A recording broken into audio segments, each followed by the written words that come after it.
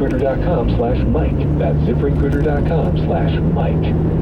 This 2020 update is brought to you by Roto-Rooter. For plumbing, sewer, or drain problems, call the professionals at Roto-Rooter. Get it done Roto-Rooter right. Call 1-800-GET-ROTO. This is Mike Greenberg. Here's Roger Lodge with the latest in SoCal sports. Good morning, SoCal. Hope you all had a great weekend. I'm Roger Lodge with your Sports Lodge Morning Jolt. You know who didn't have a great weekend? That would be our Halos. Swept in San Francisco by the hated Giants.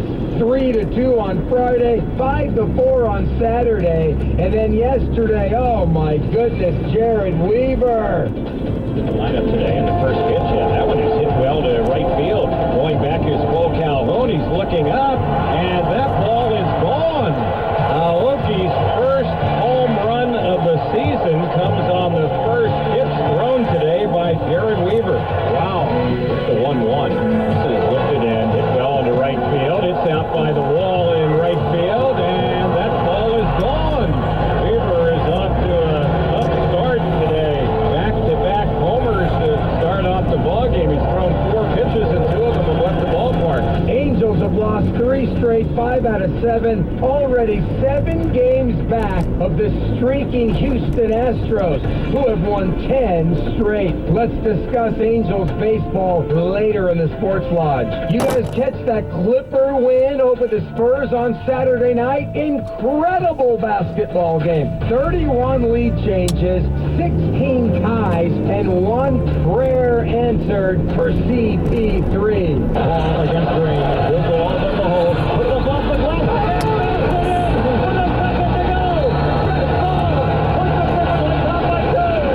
What a shot by Paul. Biggest win in franchise history, and there's no way Clipper fan will ever forget Game 7 of Spurs-Clippers Round 1 in 2015. And there's one team that has not lost yet in these Stanley Cup playoffs. That team, that would be your Anaheim Ducks. 22 in a row now over the Calgary Flames, and the Ducks are now 6-0 this postseason. Let's go Ducks! Game 3 Tuesday night in Calgary. That's your Sports Lodge Morning Jolt. Now get out there and make it a great Monday. Let's go! Thanks, Roger. Catch you on the Sports Lodge this afternoon.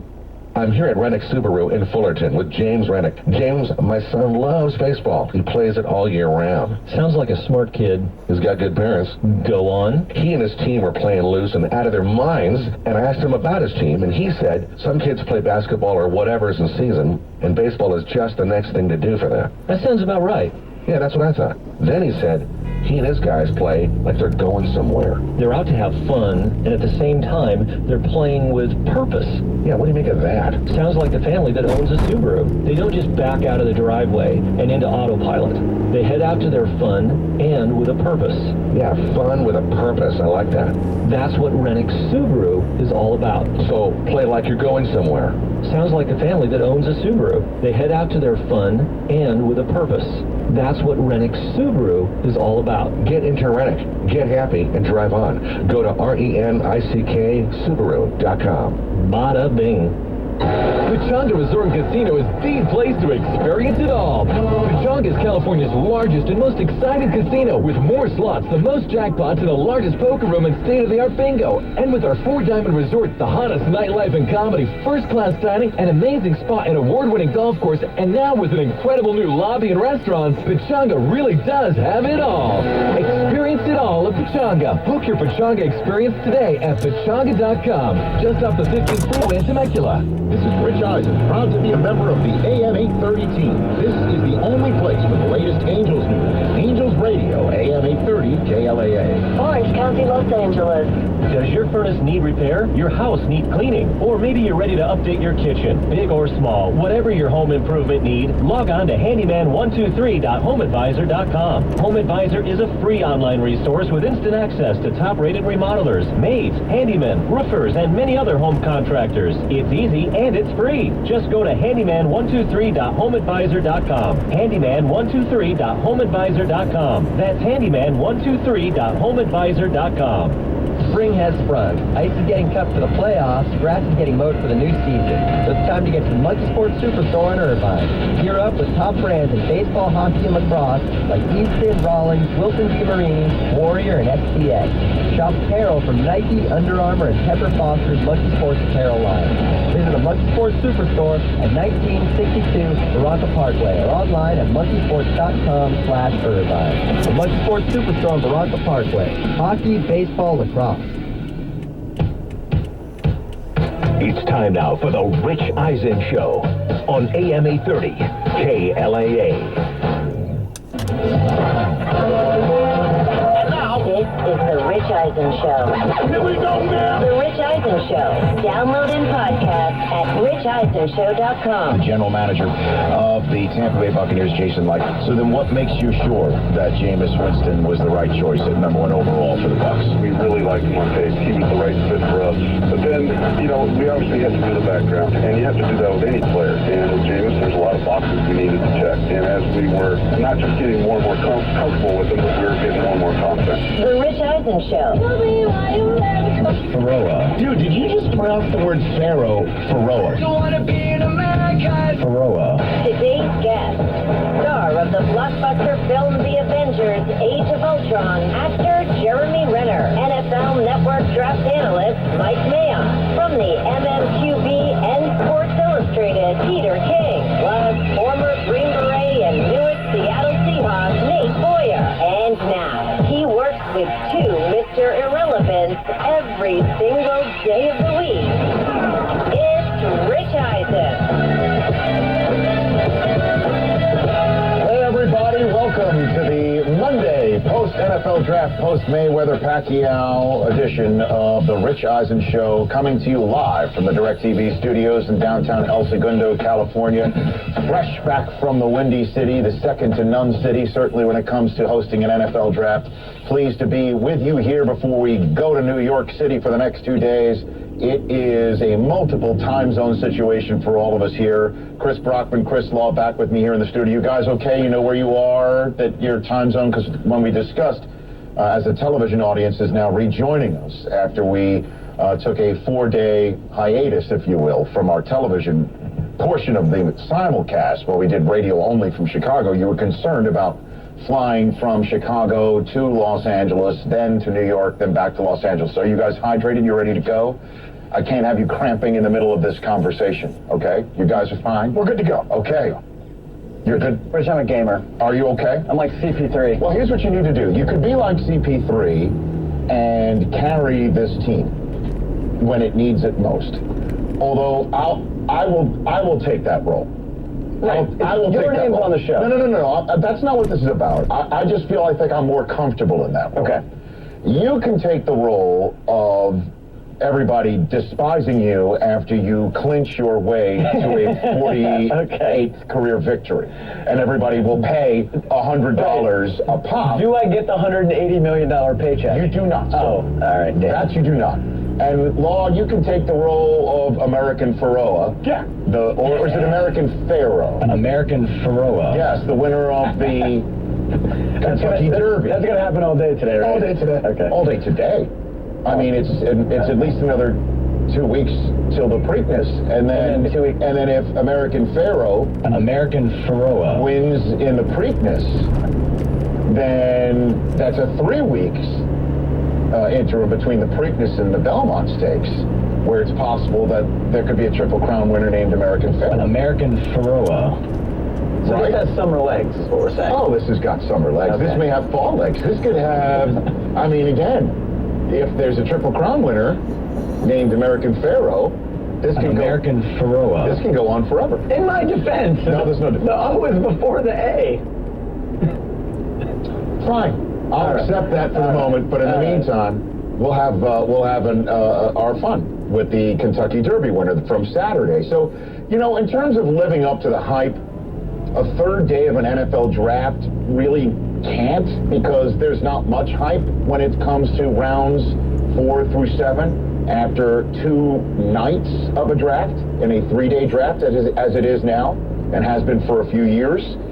what hype can be lived up to? I mean, obviously in the third day is the day when we're all trying to see if a famous name pops up, but it takes years to find out if that famous name from Saturday Gridiron can do anything in the pros. 199 overall from the 2000 draft is a perfect example. That one day, Tom Brady falls like a stone in the draft, and he's chosen 199th overall.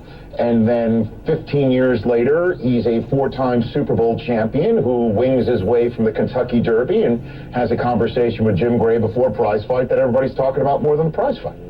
You never know. And we can take a look at some of those moments from the third day of the draft, like Bryce Petty being chosen by the Jets and Brett Hundley being chosen by the Packers. That was a surprise to me.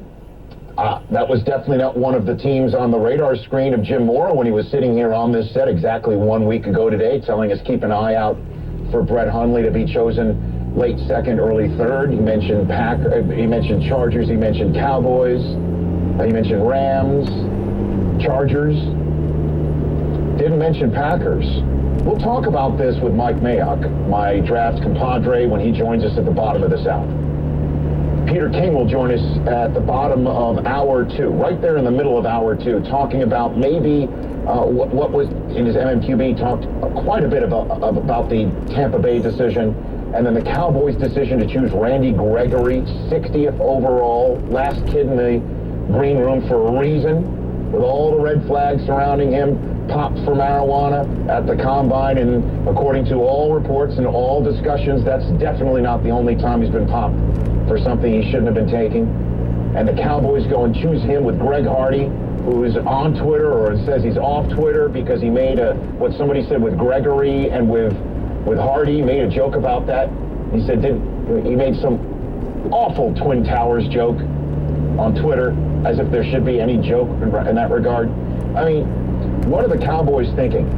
And Stephen Jones talked with Peter King in his MMQB. We'll talk with Peter about that, and with Mayock about the fact that the Cowboys went the entire draft without choosing a running back when we thought they had to. And Jerry Jones gave us that heads up last Wednesday that he liked his running back core as was. And man of his word, that wasn't a smokescreen. No quarterback, no running back. But I'll tell you what did live up to the hype on the third day of the draft was Chicago.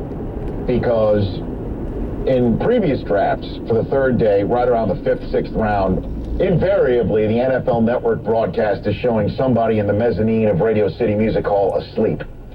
A fan who's there for the entire draft, and that's sort of the visual of, yeah, it's a long slog, long grind. Here's a fan who's just, not paying attention.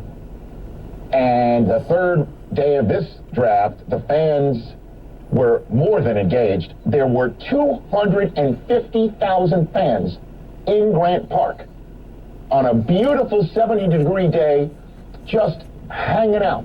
There were all sorts of things for fans to do: run 40-yard dashes, take pictures with the Lombardi Trophy in front of Buckingham Fountain, right in front of Lake Michigan. There were Super Bowl rings on display, Hall of Fame busts on display. That draft town was a monumental success. That's it. As far as I'm concerned, there will always be an outdoor component to an NFL draft from now on. It will never be an indoor-only event. And the question is, what other place can have a vista like Chicago, with all of the buildings lit up with NFL draft signs? The Draft was on one of the more famous buildings in downtown Chicago, the Willis Tower, all around Grant Park, across the street from an iconic 126-year-old auditorium. I just don't know what other city can do that. And I'm a native New Yorker. Even if you put part of it in Central Park, it's still blocks removed from Radio City Music Hall. It's not across the street. I don't know who could replicate what Chicago just put on this past week. In Los Angeles, there are some venues downtown LA where you can maybe have an outdoor component right nearby. Staples, right near LA Live. I know the Forum is a beautiful new facility. You can maybe in the parking lot of the Rams owner is hoping could be a new stadium, maybe. could do that. I don't know if you could replicate Grant Park across the street from Auditorium Theater with the downtown vista of Chicago, and it transformed the city. Everywhere you went, they were talking about the draft.